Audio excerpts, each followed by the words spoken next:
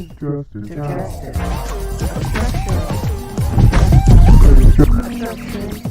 justice. Obstruction to justice. Justice now. Well, hello, and welcome to another broadcast of Obstruction to Justice. I'm Ann Moles. And as you know, Obstruction to Justice, you get the opportunity to chime in on discussions that popular or current discussions of the day, current news, politics, um, and just chime in and share. That's what we're going to be talking about today, and a little history too. We're going to be getting into some of that as well, because of course, there's lots going on and there's always a history, something behind it, right? Didn't all of a sudden just pop up. That's kind of how things are. They don't just happen. A lot of times they gradually happen. So that's where we're going today. We're going to chime in and talk a little bit about uh, talking heads. Talking heads. That is I don't know if you know what a talking head is, but that's an old term where we, in the news media and communications and uh, commentators, they're those people, right? Those people that talk. They um, chime in, chat, but they actually engage in conversation. Hey, Alexis Pascal. Hey, hello to you. Hello to you. Thanks for joining. Glad that you joined today. Hope your holiday was great. Huh? It's Labor Day, the day after, the week after Labor Day. Hope you had a really good Labor Day. Yeah. Call me, girl. Call me. I've been trying to get in touch with you. So we'll get a chance to chat within the next day or so, I hope. Yeah. So, Obstruction of Justice, we get a chance to chat about current events and things of what's going on. We're going to talk about talking heads and how they're not doing their research to make sure what they're saying and is correct. And that's kind of a big deal. I mean, we as a group, as a society, a lot of times people go to the different media formats, mainstream media. They'll turn on the news. I know I watch the news and everything from time to time. Some good news in the morning. I like to listen to alternative news. I like to check out different programming of what others are saying, not just the mainstream news, the mainstream media. Hey, so it's like, okay, well, I love you too, sis. Hi, Alexis. Good. I'm grateful for you. So it's not just the same old saying and listening to the same stories over and over again. I like to get different perspectives. What are people saying? What research has been going on to where people are finding and discovering things that aren't within the norm. So we don't want to just listen to media and then there it is. We're just going to take it for what it's worth. There's only one one book that I take for what it's worth, and which is everything. And if it says it in that holy scripture in the holy Bible, then I'm good. I know that it's true. But anything else, we're gonna have to look at it. We're gonna have to research it and check it out before we open our mouths and say certain things. So, I do my best to do some due diligence and checking some things out and making sure that what I say is, correct. And of course, that's where we get the opportunity where you can chime in and chat and say, hey, maybe there's a discrepancy there. It's about conversation. It's about communication. And I think that's kind of where we've fallen off, even with social media, so many different media platforms.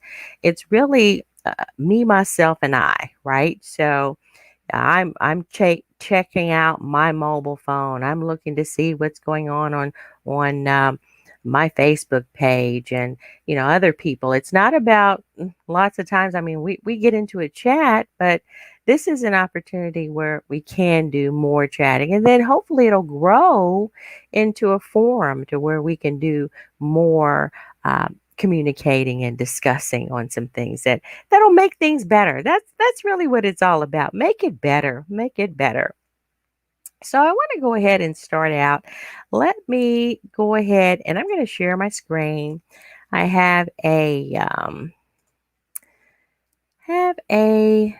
presentation here that I kind of worked on a little bit to kind of give us some direction and focus so that we just kind of see what's happening here. So uh, yeah, in particular, you're going to hear different talking heads, people just saying things, being provocative. Maybe that's what their objective is to provoke conversation and everything. But really, that's kind of a waste of time. And let's say something. There's going to be enough people disagree to where we can come together and learn and work to agree on something, right? So, black talking heads, come on, you need to get it straight. Yeah, African Americans, I don't care whether you dislike that term, and that's okay. African Americans, black, whatever whatever, however you like to describe your nationality. I prefer African American. I'm of African descent and I'm in America. And, that's kind of how America is in a way, whether or not we describe ourselves first. Yes, I am an American, but I'm also very proud of my African heritage. Very proud of how far we've come, who we were, who my ancestors were in every phase of life. Very proud of it. And then where we are today. And of course, it is but for God's grace.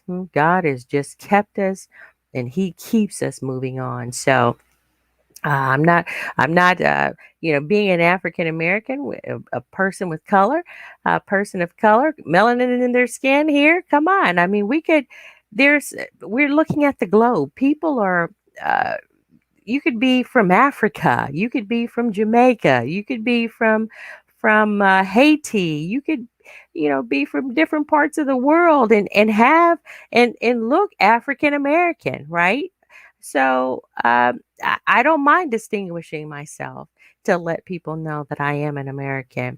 And I think that, people who are from other countries are proud of their land too, right? It's the land that God birthed us on, where we came from. So if I was from another country, the continent of Africa, if I was from Kenya, or if I was from the place in or Trinidad or Jamaica, I would be proud, right? Because that's the heritage. That's where God chose for me to be born in that place. And of course, the main thing is we're born, but are we making a difference? Are we making life better for the generations to come? That's the important thing. So I'm here, and with all the different challenges, we're here, but are we making it better? Are we making it a better place? Are we looking to make it a better America, a better, and I'm not on the bandwagon. I know they probably already have gotten that marketing campaign going. Build back better. I know. I'm not trying to push that, but let's just be perfectly clear. So they beat me to it. But I always like the term better. And we aspire to do better. That's something that, being a Christian, yep. I did. I let it out of the bag again.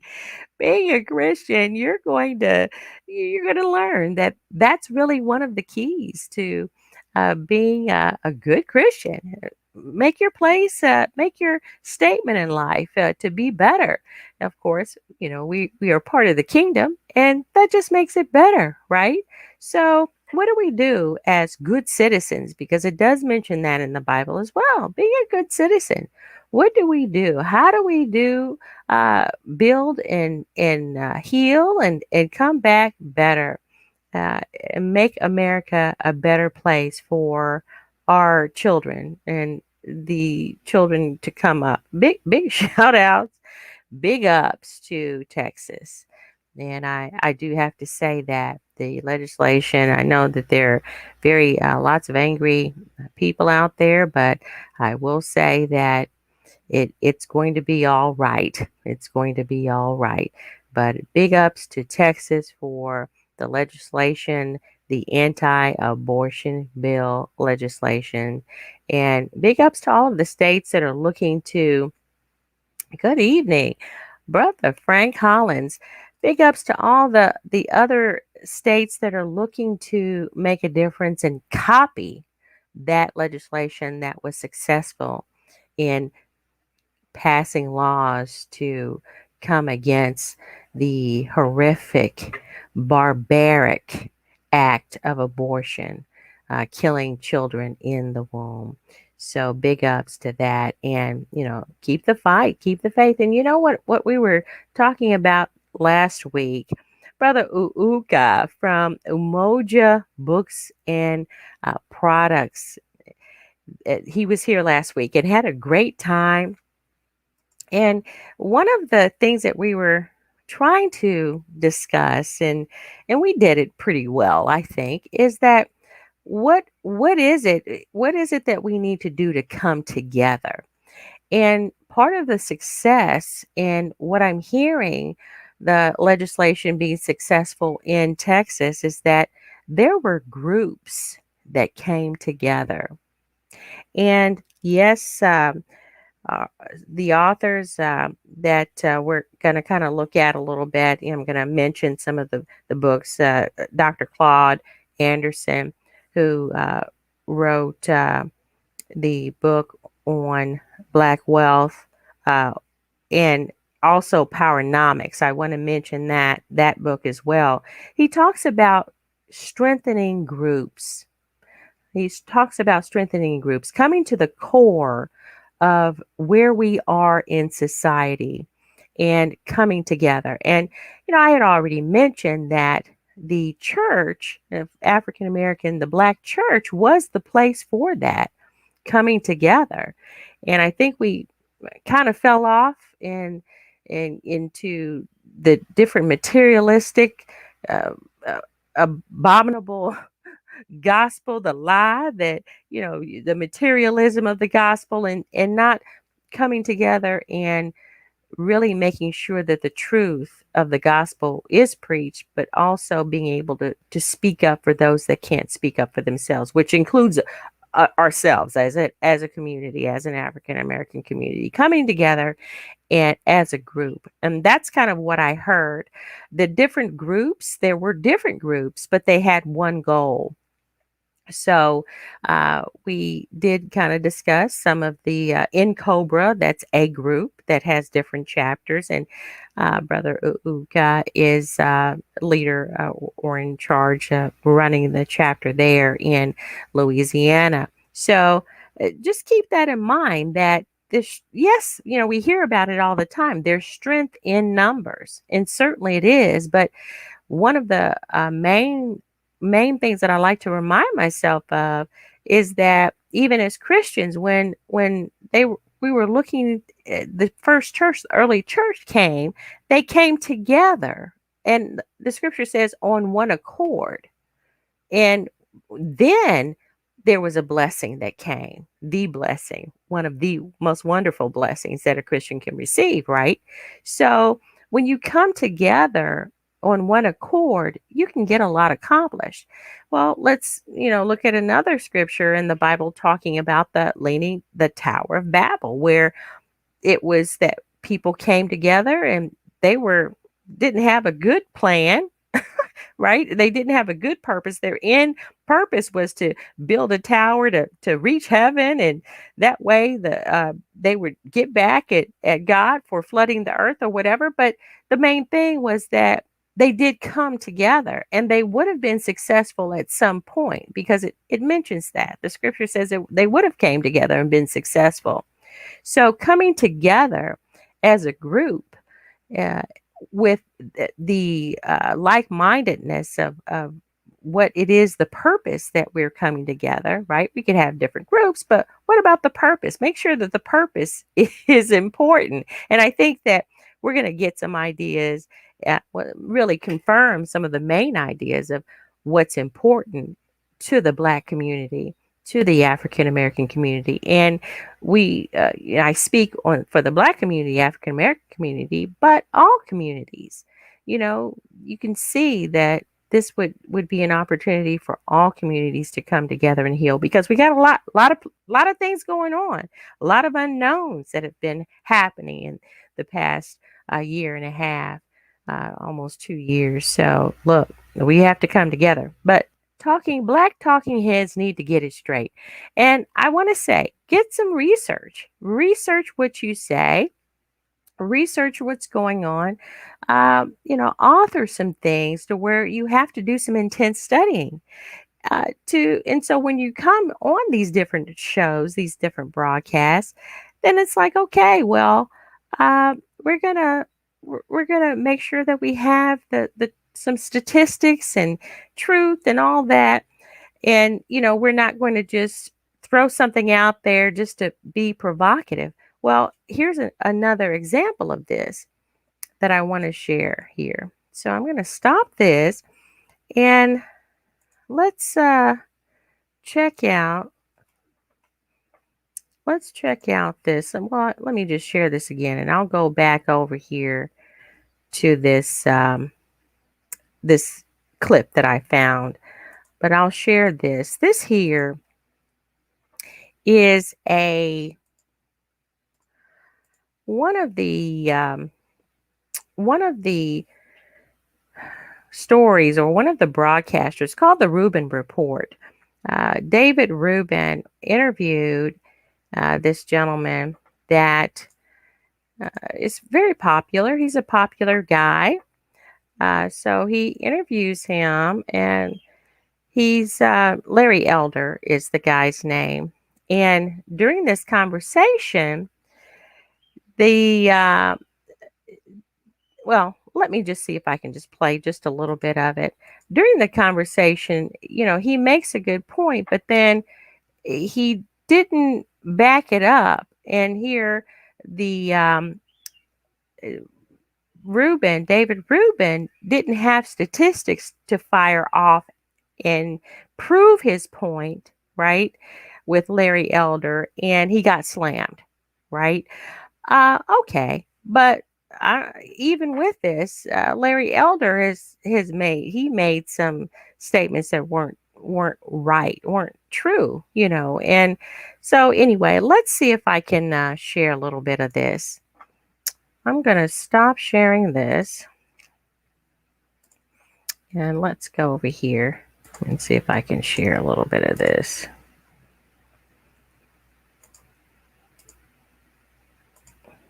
Yeah. Okay. So we're on this page, and it's looking good. So this is where the discussion that David Rubin was having with Larry Elder. So let's just check a little bit of it out. Country is a breakdown of the family.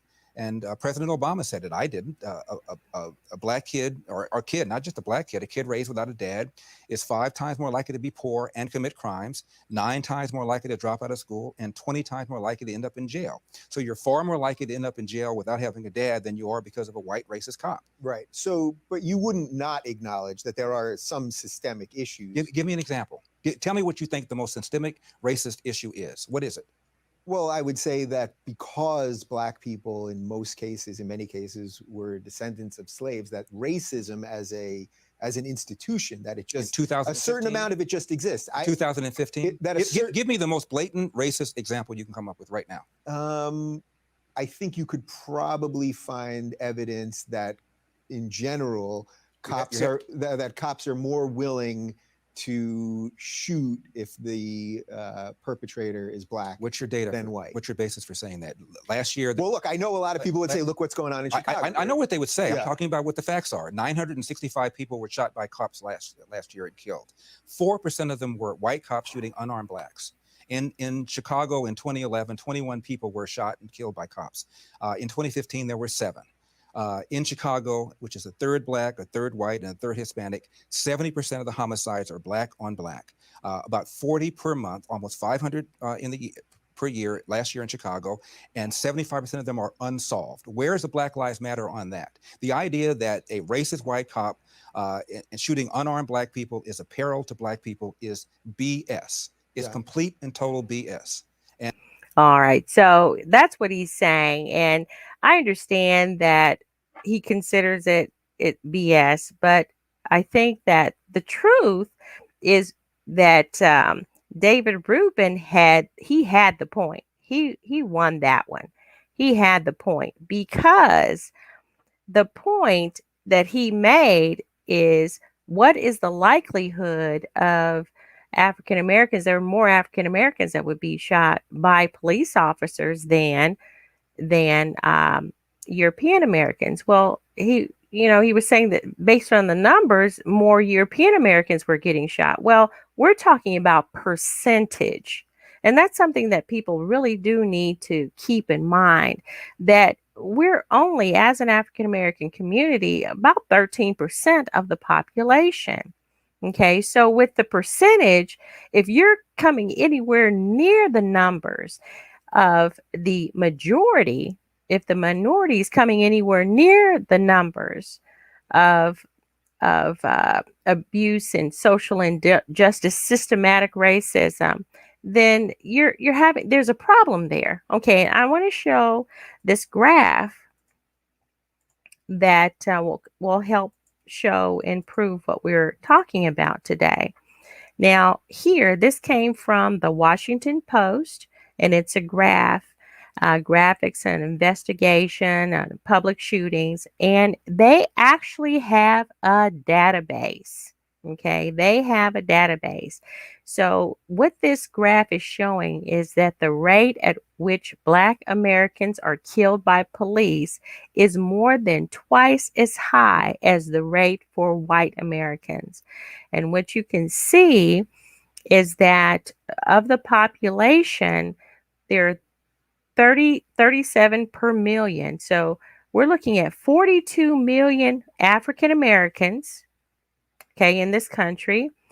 And we're looking at around 39 million Hispanics. And we're looking at 197 million European Americans. Okay.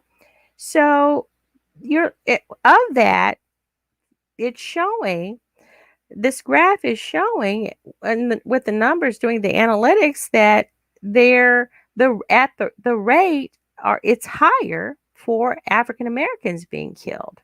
Okay, so he's saying that, for African Americans to be shot down by police, the likelihood is not as high or whatever. Well, it happens, and since it's happening, there are databases. Here's an analysis. Here's research proof that's being done by the Washington Post and the database that shows, based on the numbers and what they've been looking at in the past.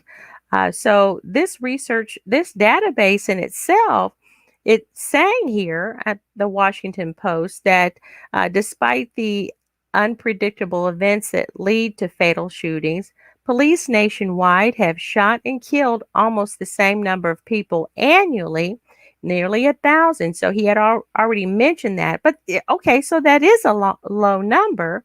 But here, let's go back and share what the Washington Post had said. So in 2015, the Washington Post had began to log every fatal shooting by on-duty police officers in the United States. So at that time, there have been more than 5,000 such shootings recorded by the Post. So the Post themselves had been noticing this. So it shares and explains here at the Washington Post that after Michael Brown, an unarmed Black man, was killed in 2014 by police in Ferguson, Missouri, a Post investigation found that the FBI undercounted fatal police shootings by more than half.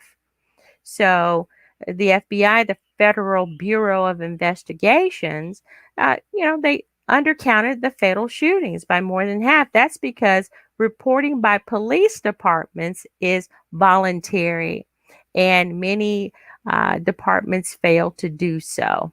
Okay, so you're looking at lack of reporting even within the police department themselves. I mean, that's pretty incriminating evidence, right? If you're doing the shooting here, you're not going to tell or say that you're shooting people, right?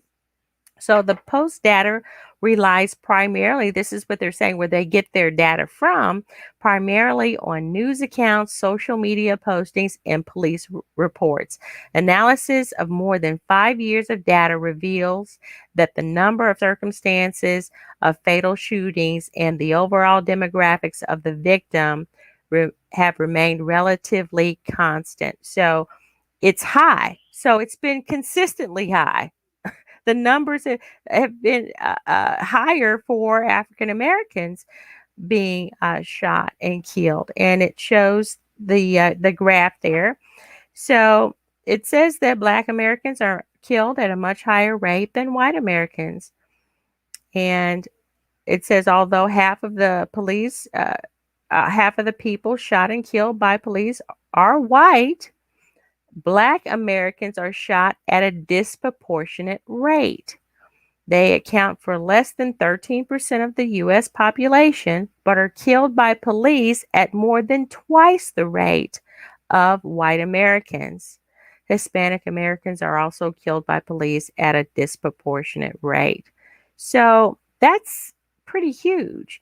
And what big ups to David Rubin in that he just pulled this out of what he had heard or what he can remember about a statistic, because he was put on the spot about a statistic and chose to share the statistic of African Americans being killed by police.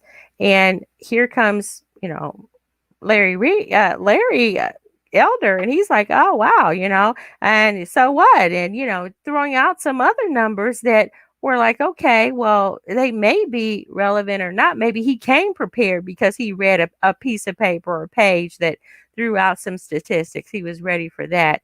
But let's look at based on the percentage of the population.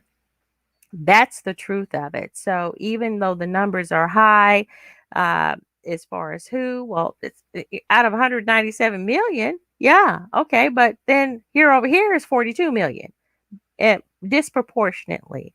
And that's really what this is all about, is coming to understand that there is systematic racism, and understand it, and then be able to acknowledge it and identify where it's happening.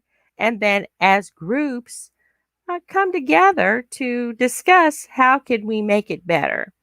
So, and what can we do to stop this? And I know Kansas City has been really big on coming together with committees, and Kansas City, Missouri Police Department coming together with committees to find out what can be done to make sure that police brutality is not rampant, right? So Kansas City, big shout out to Kansas City, big ups to the Kansas City, Missouri government, mayoral cabinets and things. So cool. Now, what I do want to show too is, so we talked about Larry Elder. Larry, I don't know. I've been watching you for a long time, and I think that that's another thing too. People who are African American, those that they're interviewing, they're not really interviewing grassroots people. They're interviewing people that have been groomed, that have been groomed to believe a certain way. I don't know if the man has done any major research on anything. They were picked, chosen to, we thought of him as a buffoon when we first started listening to him, and he just got picked. He would just say something, and it's like, okay, well, let's get the silly guy to say something and, prove our point and discount the importance of the subject when it comes to Black issues, African American issues. So that's what we saw him as, and not anything. And he's just been around for a long time. And now the young people are picking up on it and thinking that he's some guy, to talk to, which is unfortunate. So now let me go ahead and check out. I'm going to share this again, and this is just our presentation here that I want to share. Yeah, so we looked at that. Let's check out this interview with the Candace Owens. Now, this is I don't know how young or older she is, but it's at the Prager's University. That's where this broadcast is being produced. And what he was saying, and this is again Larry Elder, and of course, after I stood on my soapbox, it's like, why even talk about it? We've already acknowledged that, the kind of person that we thought he was, even coming on the scene in the beginning of his career. But he had mentioned, and he said in an argument, this is what was posted during the interview, and you can see the interview on Facebook. I'm not really trying to push anyone to her Facebook page or to the Facebook page, but he said it, and it's out there and referencing here. So this is where he had mentioned that he had put David Rubin on the spot, right? He put him on the spot, and the man didn't even know how to come back with any research proof of what he was saying and all of that.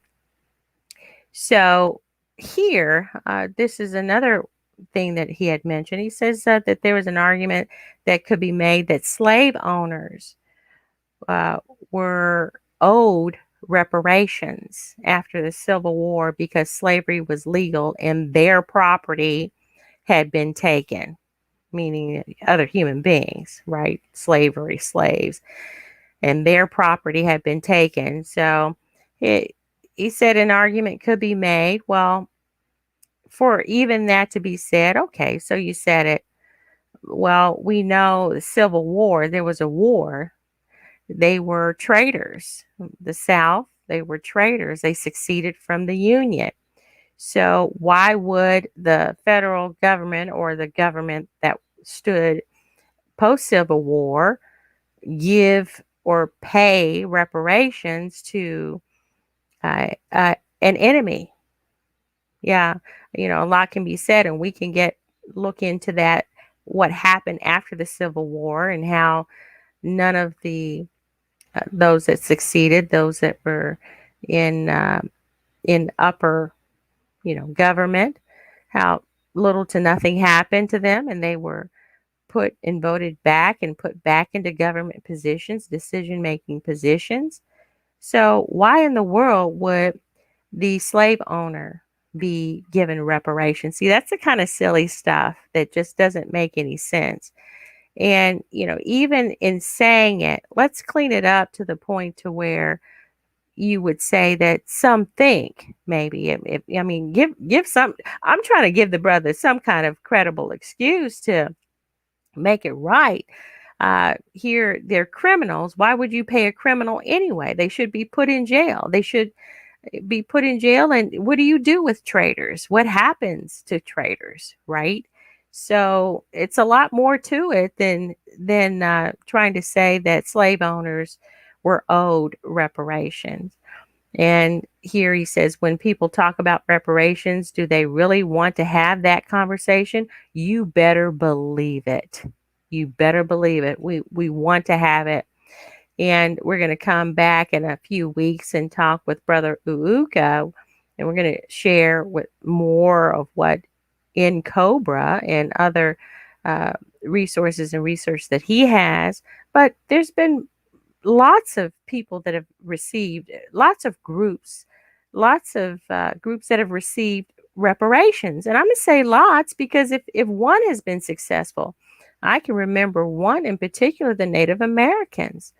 They filed a lawsuit, and I remember that well, that lawsuit. It was in the 2000s, 2003, 2004, maybe even before then, but around in that time, I'm like, look, they were looking for people to do some transcribing and research to build the case to come against the case that had been applied or had been introduced to the federal government. So they were hiring people, the federal government was hiring people to work to build the research case. I know because I had an opportunity to join that team.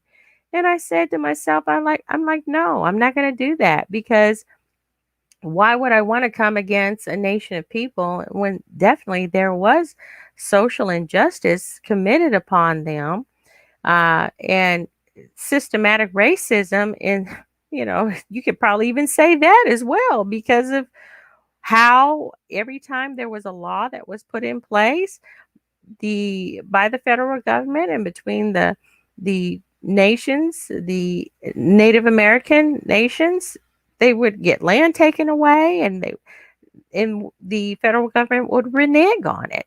Wouldn't keep their part of the bargain. So certainly, there's others that have received reparations. So you better believe it. Do we really want to have this conversation? Yes, we do. And we should have it, because then that's when the healing starts. That's when making things right starts. Okay, he says, like it or not, slavery was legal. That's true. And that does show that there was a system in place, even by the federal government, that slavery was legal. Yeah, I will agree with that.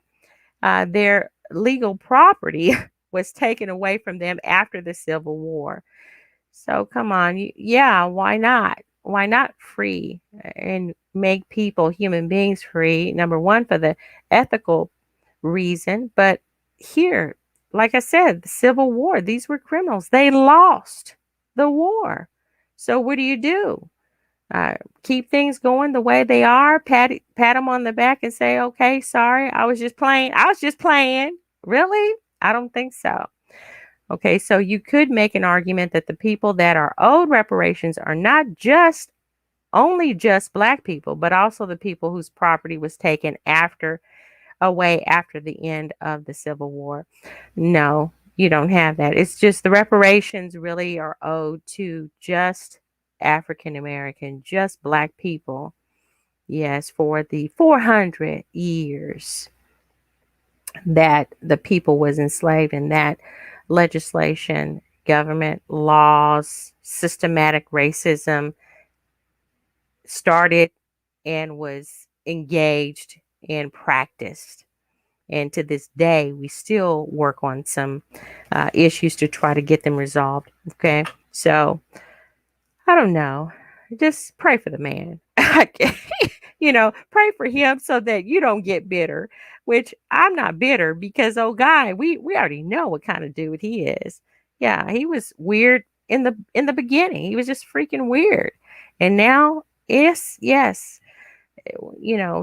I did say it. Here he is again, saying things that really just don't make any sense. Okay. All right. Now, I want to go back a little bit here. I want to go back to a couple of the books. What could have been done better as far as the research? And this is something that one of the reasons why I was introduced to Brother Uuka and Umoja books and products is that, they will have in the interest, that books that are of interest, and, have a stock there. And of course, you'll be able to support Black businesses. But Black Labor, White Wealth by Claude Anderson, that really is, if you're talking about proof and research, that really is the major text of looking into what systematic racism is all about. He eloquently and very detailed just wrote the processes and showed graphs and proofs from his research. It's just a very well written book, to the point to where you can follow it and be able to engage in solutions, right? So that one would have been a good one, Mr. Elder. than the little one page whatever you just found ranting about that doesn't even matter here, because here I believe David Rubin said systematic racism. So he proved, he mentioned in particular what he was talking about, and not just numbers based on who, which group, or and where they were being mistreated at, right? Powernomics is the other book, the national plan to empower Black America. So this book here has more detailed of outline, but I want to give you a little key. He speaks of groups, right? Which we have seen it be successful. The different groups that have a common focus, a common goal. And that was what we talked about, the groups that were successful in coming against and developing legislation in Texas so that they can have the legislation against abortion. Well, they came together to do that, the different groups. Okay, Powernomics, The Black Tax by Sean D. Rochester. Okay, I've been on this. It's a slow read because there's a lot of detailed information and statistics, and a lot of things to really kind of overcome. It's like, you're right, and let me digest this a little bit, right? The Color of Law. Here's one by Richard Rothstein. The Color of Law. So it talks about the dividing lines of racism and systematic racism, redlining. So it speaks on that, and the original meaning and continuing relevance of the 13th Amendment, published by Georgetown Center for the Constitution, Georgetown Law. Now I pulled this. Sometimes you have to take the bones out of the fish.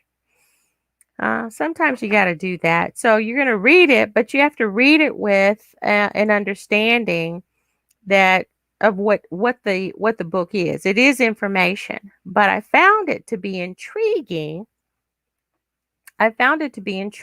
Because of the title itself, the original meaning and continuing relevance of the 13th Amendment.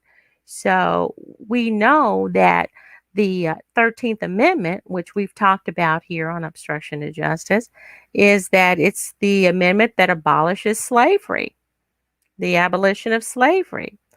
And it was passed by Congress January 31st, 1865, and ratified December 6, 1865. Okay, the 13th Amendment changed a portion of Article 4, Section 2. And it says that neither slavery nor involuntary servitude, except as a punishment for a crime whereof the party shall have been duly convicted, shall exist within the United States or any place subject to their jurisdiction. So no slavery. Now, of course, we're going to talk about the penal system and how this clause here and how it's funded by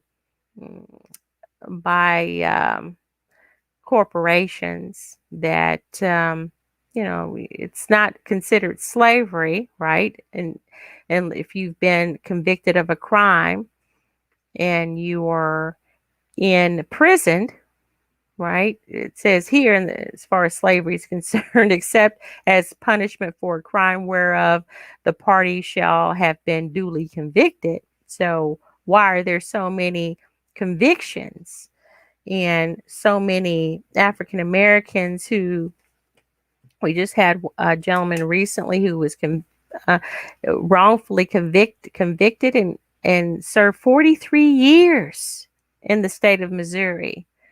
And the proof came out, and he was found innocent, and they're just dragging their feet. the governor, they're just dragging their feet to get him released. And they come with every single 43 years. Oh wow, that's the whole life. That's the man's whole life. So that's going to be another conversation. And why, disproportionately, this is what we're talking about. Why is it that disproportionately African Americans represent those that are incarcerated? The majority, disproportionate. There's high numbers of African Americans in the penal system, in prison. Okay, so I want to check out. Let's see if yeah. So yeah, that's something to think about there too. In that, what are we doing here again? What is it about the 13th Amendment, and why is it relevant still? Okay. So let's I'm gonna share this. Okay. I want to just read an excerpt, just a little short portion here, and it's right in the beginning of the book, and it talks about 150 years ago on December 6, 1865, the 13th Amendment was ratified. Section 1 reads, "Neither slavery nor involuntary servitude, except as a punishment for crime whereof the party shall have been duly convicted, shall exist within the United States or any place subject to their jurisdiction." Although it seems so straightforward as almost to be boring, there is a lot that most people do not know about the 13th Amendment, and its significance extends beyond its obvious meaning. Okay. And here, the necessity of the 13th Amendment, just a little excerpt. To begin with, many Americans may believe that the amendment was largely redundant of President Abraham Lincoln's Emancipation Proclamation, which went into effect on January 1st, 1863, some 2 years earlier. Yet, Lincoln's proclamation only applied to slaves in rebel states outside of Union control. It freed only those who could make it to Union lines and exempt slaves in loyal states or in Tennessee, which were nominally under Union control. So it exempted those. It didn't free everybody.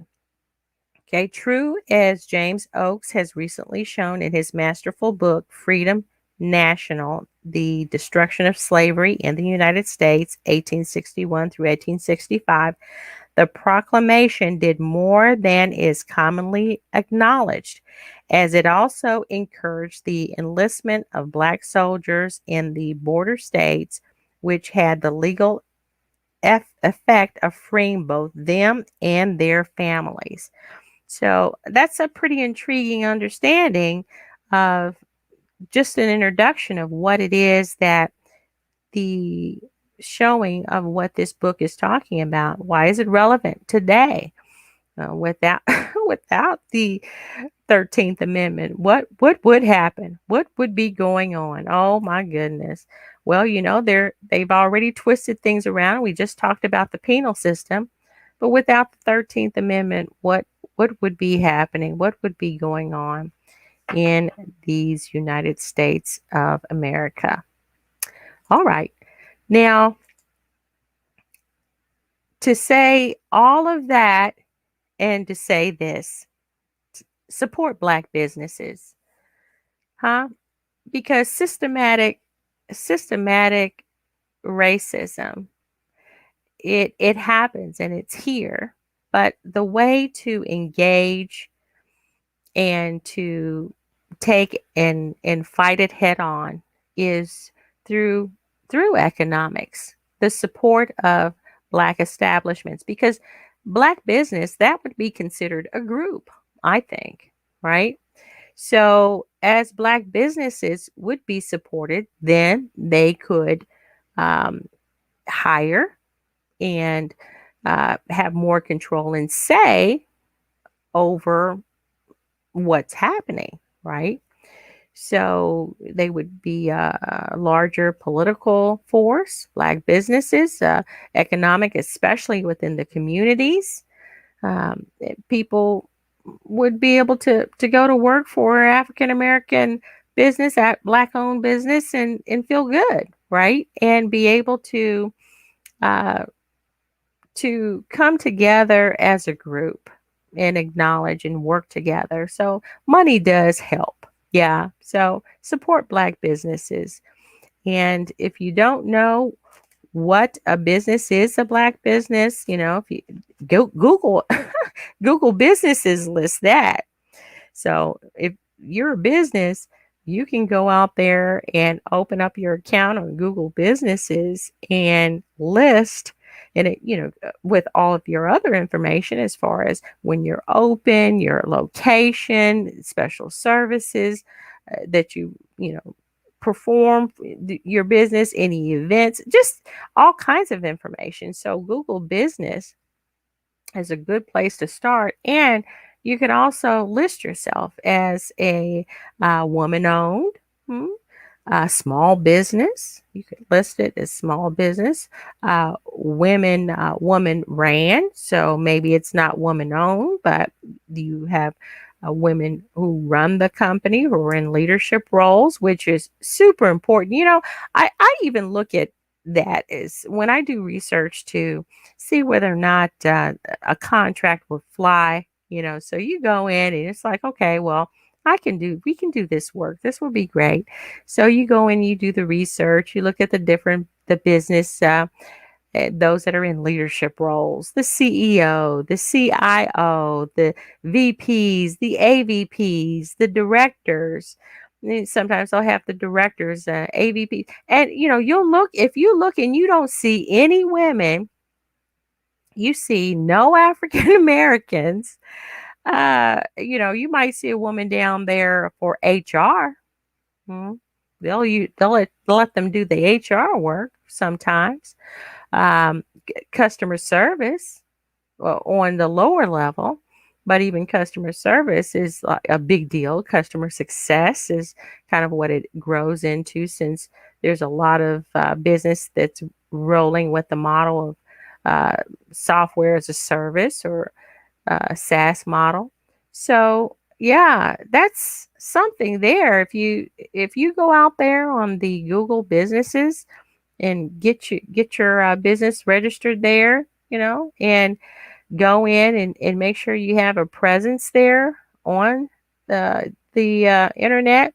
That's a great place to list. And what it'll do too is that it will actually pull up maps where you can list where you are, and that when they do you do a Google map search, or what's near me, Black African American, or Black businesses near me, you could say that, do a search on that, and it'll pull them up. You do that with restaurants. I know I do that with restaurants. I'm always looking for some soul food. How about you? I'm always looking for something different, or something yummy, something delicious. Yeah. So I'm always looking for that. And that's a good way too to get your presence, your Black owned business presence out there, where people will be able to find you, those search engines. All right. And then, of course, if you're needing any type of training, contact go out there to our website, contact us, get on the Calendly. If you go and click on contact us, we can get in a meeting with you in a little 15-minute. We'll give you a call back, however you like, a virtual meeting, virtual touch point there if you like, and we'll just quickly discuss what type of training you're looking to do and how many people you're needing trained. So we can definitely handle that. And content development, that's something else that we do. So if you're needing training materials, or modules or courses that need to be developed. If you're needing some project management work to decide what type of learning management system you'd like to use, what's going to work best for you, uh, just reach out to us. We definitely will get with you, and we can do great consulting services with you, and in meeting any of your training and learning management needs. Most definitely. Most definitely. Well, we chatted a bit. We chatted a bit. There was a little bit out there. I would just encourage you to read. Do your research. Yeah, because it's brave. You can be brave to say something. Get out there, brave to march, certainly. But what are you marching for? What's going on? What's happening recently? What group are you a part of where you can meet with other like-minded people to to make your team stronger, and you're able to move and do more? Yeah. How are you enlightening yourself? We're going to be coming up with some pretty creative solutions here shortly, and I'm going to share them with you and see what you like. If it'll be something that you'd like to do and participate in, just a little testers to see if that's something that you'd like to do. But definitely get some good books and go out there to Umoja bookstore, books and products, and see what they already have out there. Do your research and look for some books that will really enlighten you and get you going. Some of them take a while to read. That's okay. Yeah. Take care of yourself. Be blessed. Be blessed. And of course, if the Lord says the same, we'll see you next time. Justice now. Justice To now. justice. Obstruction to justice. Obstruction to justice. Justice now.